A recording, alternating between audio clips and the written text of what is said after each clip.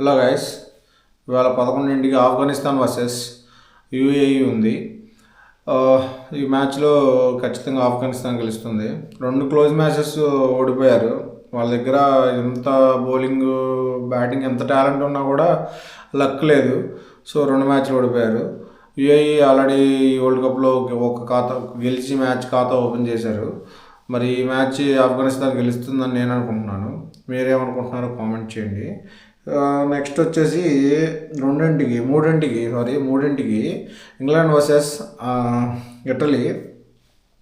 ఖచ్చితంగా ఈ మ్యాచ్ కూడా చెప్పవసరం లేదు, ఇంగ్లాండే గెలుస్తుంది.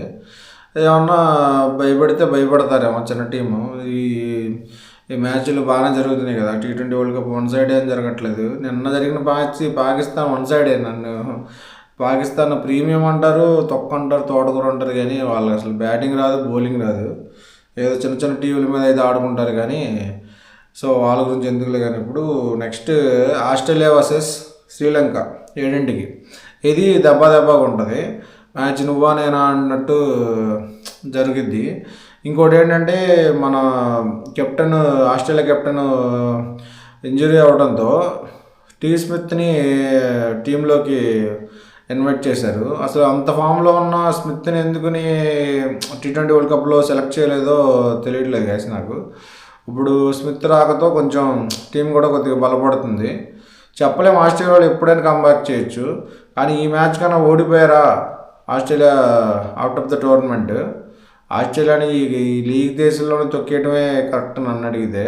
ఎందుకంటే వాళ్ళు చాలా డేంజర్. మనం చూసాం కదా, వరల్డ్ కప్లో అన్ని మ్యాచ్లు గెలిచాం, లాస్ట్లో ఫైనల్లో మనల్ని ఓడించి వాళ్ళు కప్పు అయితే పట్టుకుపోయారు.